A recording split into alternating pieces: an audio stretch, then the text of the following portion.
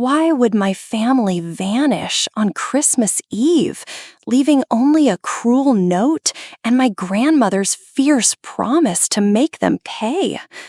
I pushed open the door to my parents' Wisconsin home, my worn notebook tucked under my arm, expecting the glow of Christmas lights and the warmth of laughter. Instead, the house was dark, silent, and cold, except for Grandma Agnes, nibbling stale bread under a flickering candle. My heart pounded as I stepped into the kitchen, the absence of holiday cheer like a punch to the gut. On the table lay a note in my mother's precise handwriting. "We're on a cruise. Thanks for the $40,000 loan, Kate." My knees buckled. That money was my life savings. Every cent scraped from years of freelance writing, gone to fund a luxury trip for my parents, Roger and Diane, and my brother, Sean. They hadn't even thought to invite me. Betrayal surged, sharp and searing. I clutched my notebook, where I'd scribbled stories since I was 10, grounding myself. Grandma Agnes set down her bread, adjusting her old silver locket, a habit when she was scheming. "They've wronged you, Kate," she said, her voice steady despite her frail hands. "But we'll make them regret it." Her eyes blazed with a plan I couldn't yet grasp. I checked my phone, hoping for a missed call, a hint of where they'd gone, but found nothing. What secret drove my family to steal my future so callously? Grandma Agnes leaned closer, her whisper fierce. 4 days, Kate. Give me 4 days, and they'll be begging. Her eyes blazed with a plan I couldn't yet grasp. The kitchen's chill seeped into my bones as Grandma Agnes's words echoed in my mind, her promise of justice a faint spark in the darkness. Settling at the worn oak table, the note's cruel words stared back, but the house offered no answers, only memories of being invisible. Growing up, my parents, Roger and Diane, had always dismissed my writing as a childish whim, their eyes fixed on my brother Sean's endless schemes. They'd call him the future of the family, while my stories were just scribbles. The sting of those years resurfaced, raw and unrelenting. Wandering to the living room, I brushed my fingers over the dusty bookshelf, spotting my mother's old leather-bound journal tucked behind faded photo albums. Its pages revealed a truth I'd never known. Diane had once dreamed of being a novelist, pouring her heart into stories, until the family's financial ruin in the 90s crushed her spirit. She wrote of resentment, of seeing her own lost dreams in me, her words explaining the coldness I'd endured. My chest tightened, part pity, part rage. How could she punish me for her failures? Needing air, I stepped onto the porch, where Mary, our neighbor, waved from her yard. She crossed over, her warm smile a balm. "You're back, Kate. You helped me write that job letter years ago. Changed my life." Her gratitude stirred a flicker of pride, reminding me of the impact my words could have. Back inside, Grandma Agnes sipped tea, her silver locket glinting. She spoke softly, revealing Sean had squandered my $40,000 to cover debts from a shady real estate deal, one my parents had enabled with forged documents to protect their reputation. The betrayal cut deeper, knowing they'd chosen Sean's lies over me. Determined, I dialed Ryan, my childhood friend turned lawyer, his voice steady on the line. "Kate, meet me tomorrow. We'll dig into this."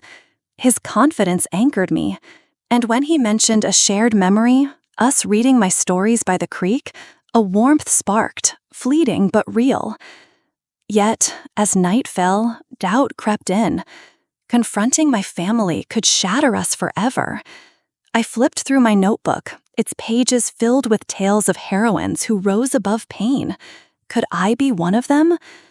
Grandma Agnes caught my gaze, her voice firm. "You're stronger than you know, Kate." Her words lit a fire, but a question nod. What else were my parents hiding to shield Sean's secrets? Dawn broke over Wisconsin, casting a pale glow through the frost-covered windows of my parents' home. But the warmth of Christmas felt like a distant dream. Grandma Agnes's revelation about Sean's deceit churned in my mind, urging action. Settling at the dining table with my laptop, the weight of betrayal pressed harder as I dialed my parents, Roger and Diane, hoping for an explanation. Their voices crackled through the phone, dismissive and sharp. "Kate, you're blowing this out of proportion," Diane snapped. "Sean needed the money more." Roger chimed in, his tone cold. "Don't be selfish." Their words sliced, echoing years of being sidelined for my brother's failures. Hanging up, a memory surfaced. Diane once reading my childhood story, her smile brief before she praised Sean's school project. The favoritism stung anew. Needing clarity, I drove to Ryan's law office in town, the snow crunching under my boots. His steady presence calmed the storm inside as he handed me a stack of emails, his fingers brushing mine, sparking a fleeting warmth.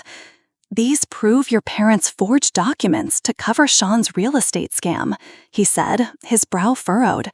The papers detailed how Sean had swindled local investors, promising luxury condos that never existed. My stomach twisted. My $40,000 had fueled his lies. Ryan's eyes met mine, soft yet resolute. "You can expose this, Kate. Your words have power." His belief stirred something fierce within, but doubt lingered. Would revealing the truth destroy my family forever? Back home, Grandma Agnes sat knitting, her silver locket catching the firelight. She handed me a crumpled letter from a neighbor, confessing Sean had duped her into investing her savings. "People trust you, Kate," she said. "They'll listen." Her faith fueled my resolve, and I began drafting an article, fingers trembling over the keys. Each sentence felt like a step towards justice. Yet, fear not. What if the town turned against me for airing family secrets? Mary stopped by, bringing cookies, her eyes kind. "You helped me once, Kate. Now let me stand by you." Her support bolstered my courage, but the stakes felt higher. As night fell, I stood by the window, snow falling softly outside. My notebook lay open, its stories of brave women urging me forward. Could I wield my pen as a weapon, or would it cost me everything? Ryan texted, offering to review my draft, his words steady. "We're in this together." A spark of hope flickered, but then the doorbell rang, shattering the quiet. Who was here so late, and what did they want with me? Snow swirled outside the frosted windows of my parents' Wisconsin home, but the late-night doorbell pierced the stillness, jolting my nerves. Standing at the threshold were my parents, Roger and Diane, and Sean, their faces a mix of defiance and desperation. They stormed into the living room, the air thick with tension. "You need to stop this nonsense, Kate," Roger barked, his voice echoing off the walls. Diane's eyes narrowed, her tone venomous. "If you go public, you'll ruin us all." Sean smirked, leaning against the fireplace. "Always the jealous one, huh, Kate?" Their words landed like blows, resurrecting memories of countless dinners where my achievements were ignored, my voice drowned out by Sean's boasts. The room felt smaller, suffocating. Retreating to the couch, the weight of their accusations crushed my resolve. Yet a spark of defiance flickered. Years of being dismissed had forged a quiet strength. Ryan's call broke the silence, his voice a lifeline through the phone. "Kate, I found more evidence. Sean's scam hit half the town. He recounted a childhood moment when I'd stood up for him against bullies. His words reignited my courage. You've always been fearless," he said, a warmth in his tone that steadied my heart. Hanging up, I noticed Diane's old journal on the coffee table, its pages open to a confession. "Kate's talent scares me. She's everything I gave up." The revelation stung, blending pity with fury. How could a mother resent her own daughter's dreams? Mary's visit the next morning brought fresh perspective. Over coffee, she shared how Sean's lies had cost her retirement savings, her voice trembling with betrayal. "You're our voice, Kate," she urged, her hand squeezing mine. Her trust fueled my plan to organize a town hall. But doubt gnawed. Could I face the community's judgment? At the library, I pored over Ryan's evidence, each document a nail in Sean's coffin. The town revered him as a golden boy. Exposing him risked my own reputation. Grandma Agnes joined me, her knitting needles clicking rhythmically. "Truth has a way of rising, Kate," she said, her locket glinting with purpose. As dusk settled, the town hall loomed on the horizon, a crucible for justice. My notebook, filled with heroines who defied odds, lay open on my desk. Could I summon their courage, or would my family's threats silence me? Ryan arrived, his steady gaze a silent promise of support. But then a chilling email popped up on my screen, anonymous and menacing. "Drop the article, or you'll lose more than money." My pulse raced. Who was watching me, and how far would they go to keep Sean's secrets buried? The anonymous email's threat lingered like a shadow as dawn painted the Wisconsin sky. The looming town hall demanded focus. Grandma Agnes beckoned from the staircase, her silver locket catching the morning light. "Come upstairs, Kate," she said, her voice a blend of resolve and secrecy. Following her to the attic, the air thick with dust and memories, she opened a locked cedar chest, revealing a yellowed envelope marked for Kate. Inside was a will, its words staggering. A $2 million estate, land my grandfather left, now skyrocketing in value due to a new resort development, and a $200,000 savings account, all bequeathed to me alone. "Your grandfather believed in your dreams," Grandma Agnes explained, her eyes soft. "I kept it secret until you proved your strength." The revelation hit like a tidal wave, stirring memories of summer days on that land, my grandfather teaching me to weave stories under the stars. His faith in me, preserved in ink, felt like a lifeline. Kneeling beside the chest, the weight of this gift sparked both power and turmoil. This inheritance could rewrite my future, but it also sharpened the choice: forgive my parents, Roger and Diane and Sean, or pursue justice for their betrayal. The attic silence amplified my racing thoughts. Could I wield this wealth without losing myself?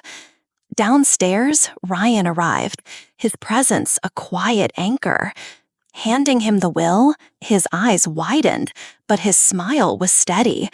"This changes everything, Kate. You're not just fighting for truth now, you're building a legacy." His words ignited a vision of using the land for something greater, but fear flickered. Would my family retaliate if they learned of this? Stepping outside, the crisp air cleared my mind. Mary, passing by with a basket of muffins, sensed my unease. "Whatever you're planning, Kate, the town's behind you," she said, her warmth grounding me. Her belief, paired with Ryan, fueled a new resolve to draft the town hall speech, each word a step toward reclaiming my voice. Yet the anonymous threat gnawed. Someone was watching, waiting. At the kitchen table, Grandma Agnes sipped tea, her knitting needles paused.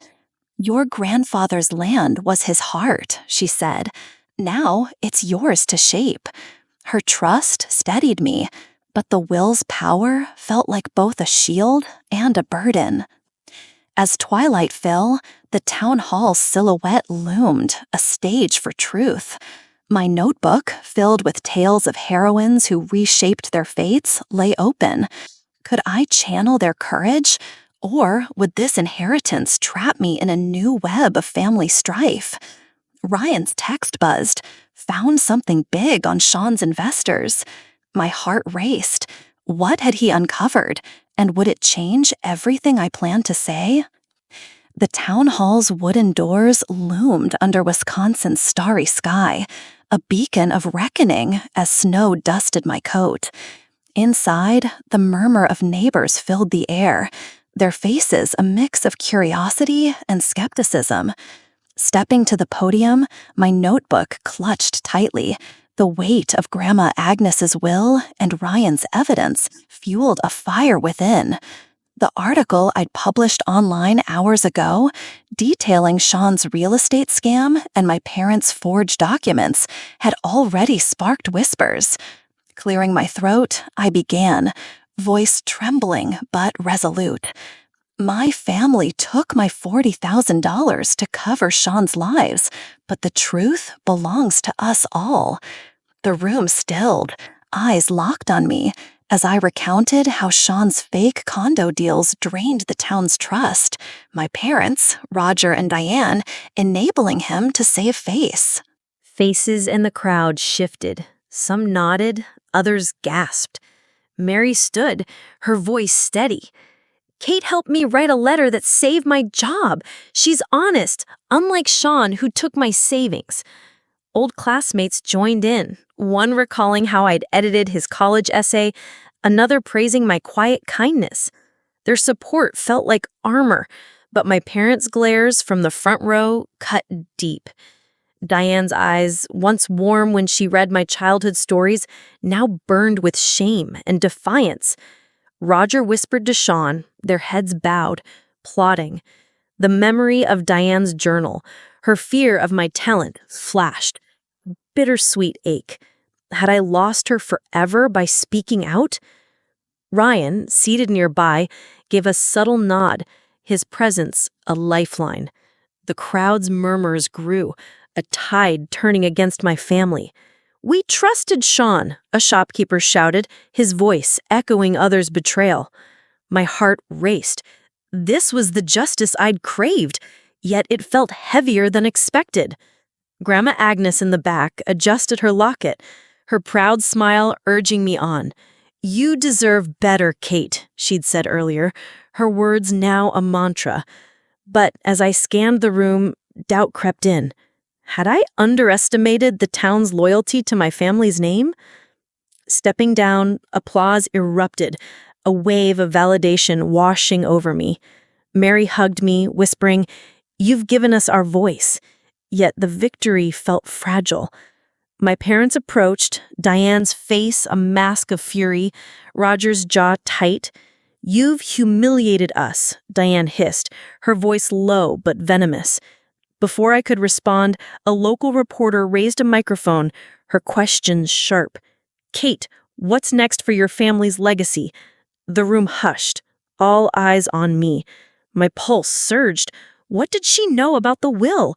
And how could it change everything I'd just fought for? The town hall's air crackled with tension as the reporter's question hung unanswered, but the crowd's applause faded under the weight of my parents' glares.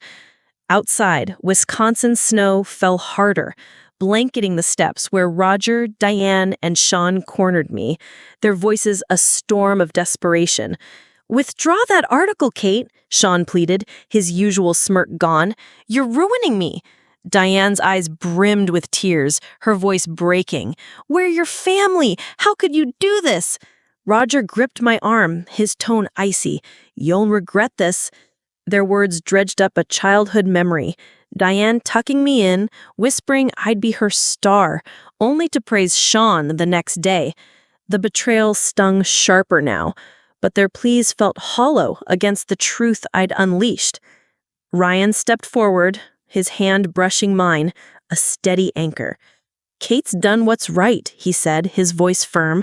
He turned to me, his gaze softening, and recounted a moment from our youth, carving our initials on an oak tree while I read him my stories.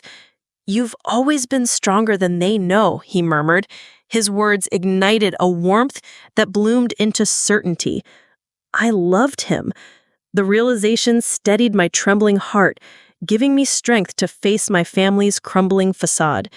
Diane's sobs echoed, but I stood tall, unshaken. As night fell, I stood by the window, snow falling softly outside. My notebook lay open, its stories of brave women urging me forward. Could I wield my pen as a weapon, or would it cost me everything? Ryan texted, offering to review my draft, his words steady. We're in this together.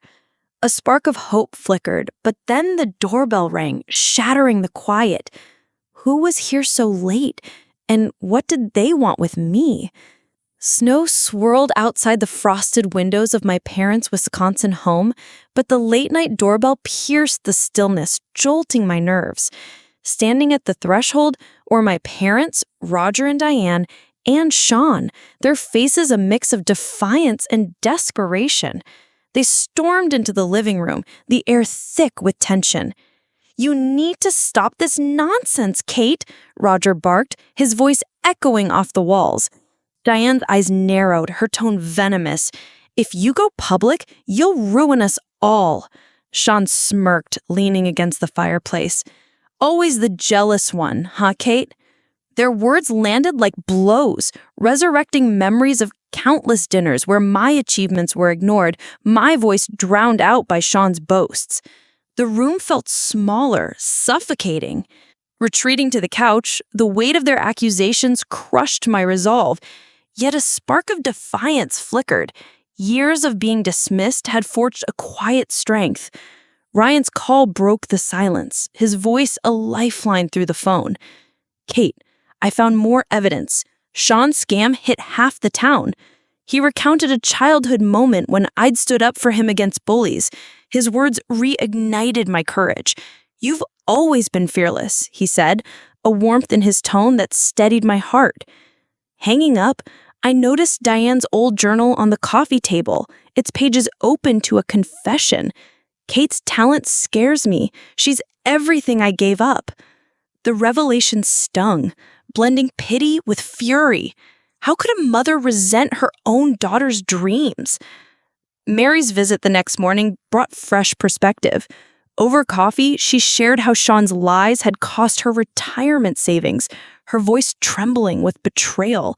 "You're our voice, Kate," she urged, her hand squeezing mine. Her trust fueled my plan to organize a town hall. But doubt gnawed. Could I face the community's judgment? At the library, I pored over Ryan's evidence, each document a nail in Sean's coffin. The town revered him as a golden boy. Exposing him risked my own reputation. Grandma Agnes joined me, her knitting needles clicking rhythmically. "Truth has a way of rising, Kate," she said, her locket glinting with purpose. As dusk settled, the town hall loomed on the horizon, a crucible for justice. My notebook, filled with heroines who defied odds, lay open on my desk. Could I summon their courage, or would my family's threats silence me? Ryan arrived, his steady gaze a silent promise of support. But then a chilling email popped up on my screen, anonymous and menacing. "Drop the article, or you'll lose more than money." My pulse raced. Who was watching me, and how far would they go to keep Sean's secrets buried? As dusk painted the sky, letters arrived from readers, their words a chorus of gratitude. One woman wrote of leaving a toxic job, inspired by my courage. Their stories wove into mine, a tapestry of strength. The land's promise bloomed. I'd build a writing retreat, a haven for dreamers. Grandma Agnes read my draft, her smile radiant. She whispered, "Your grandfather would be proud." Ryan arrived, his hand finding mine, our love a quiet certainty. Standing on the porch, the town's Christmas lights twinkling, I knew I'd claimed my story, my home, and my heart. Spring unfurled across Wisconsin, painting the fields with wild flowers as my grandfather's land transformed under the morning sun. The $2 million estate, once a distant dream, now buzzed with builders shaping a writing retreat, a sanctuary for dreamers like me. Standing on the hill where my grandfather once taught me to craft stories, The breeze carried a sense of renewal. My book, published months ago, had soared. Its pages resonated with women who saw their own struggles in my journey. Letters poured in. One from a single mother who'd started a blog after reading my story. Her words a testament to the ripple effect of courage. The ache of my parents' betrayal, Roger and Diane's choice to shield Sean's lies, had faded, replaced by a quiet strength forged in truth. Grandma Agnes wandered the site, her silver locket glinting as she surveyed the half-built cabins. She said, "This is your grandfather's heart, alive again," her voice rich with pride. She'd moved into a cottage nearby, her presence a daily gift. Mary joined us, her laughter bright as she shared plans for a community reading event at the retreat's opening. "You've given us more than truth, Kate," she said, her eyes warm. Her words echoed the town's embrace, a family born from shared resilience, far stronger than the one I'd lost. Ryan arrived, his hand slipping into mine, our love a steady flame kindled through the chaos. He'd taken on pro bono cases for Sean's victims, his dedication deepening my admiration. Together, we envisioned the retreat hosting young writers, their pens carving new paths. The land, once a symbol of my grandfather's faith, now stood as my legacy, a place where stories could heal. As we walked the grounds, a young girl approached, clutching a notebook. She said, "Your book made me want to write," her dream mirroring my own. Under the oak where Ryan and I had carved our initials, peace settled, deep and unshakable. The past, Diane's journal, Sean's scams, lay behind, powerless against the future I'd built. Every woman deserves to claim her story, to rise above those who dim her light. Take a moment, pick up a pen, and write one truth you've buried. Share it, even with yourself, and see where it leads. What story will you tell to set yourself free?